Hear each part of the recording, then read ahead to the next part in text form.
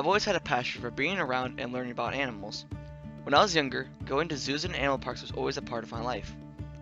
I wanted to share my passion with family and friends, so I started working with people that loved animals as much as I did, and my YouTube channel was born. Welcome back to my Animal Education series. Today I'm here with Danielle at the Mystic Aquarium. Hello. Hi. So why do we have these gloves and booties on? Well, these gloves are, and the booties, the gloves here are to help protect us and the animals from either bacteria and just to keep everything clean for our animals here, because they can be more sick. So what kind of area are we in? We are in the animal rescue clinic. So right now we're standing right next to our clinical care area. This is where animals that are first admitted into our clinic go to be assessed by veterinarians. And we do fluids and wound care in these pools. And as they gain their strength and the veterinarians assess them, we then move them over into the ICUs here, or intermediate care units. And as they gain their strength and they don't need as much care, then we are moving them into these larger ICUs over here.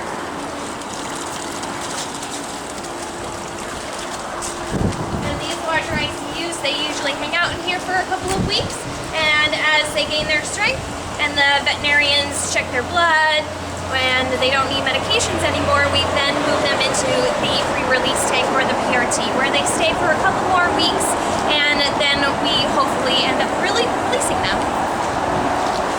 So what kind of animals do you work with here? We work with mainly seals, ice seals. So right now in the clinic we have 2 harbor seals, but we also take care of harp seals, hooded seals, and gray seals. And this time of year we usually see a lot more gray seals and harp seals. What is your favorite animal to work with? My favorite animal is the gray seal. They're very personable, they have their own personalities, and they bring their own challenge to working with them. In the pre-release thing, like how do you get these seals used to kind of the wild to get released? So to get used to the wild, we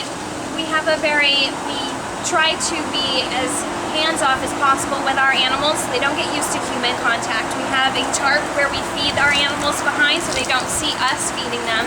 And also we do live fish trials so that we know that they can forage on their own and that we feel comfortable releasing them. So at what point do you know that this animal is ready to be released back to the wild? There are multiple different factors that go into that. We check their blood work and we check their weights, and as long as they meet a certain body percentage, then we know that we can go to NOAA, who then gives us the final okay to release them.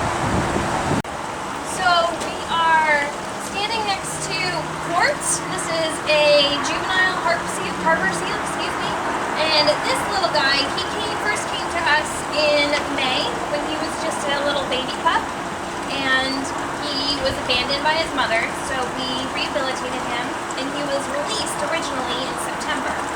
And then he restranded in New York, where another organization called Riverhead called us and said, we have this seal, I believe he's yours, we want to rehab him. So he had multiple wounds on his back, which he actually might show you coming around the corner, and so he is healed very nicely from his wounds. He was very emaciated when he came in, which means thin, and so he's gained weight and his wounds have healed, and so we're just watching him for a little while and hopefully we'll be releasing him.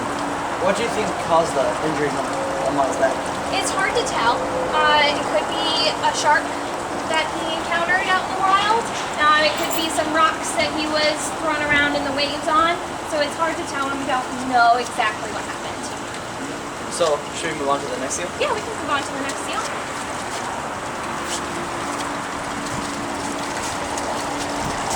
This little lady, she doesn't have a name yet. Her accession number is NY5560.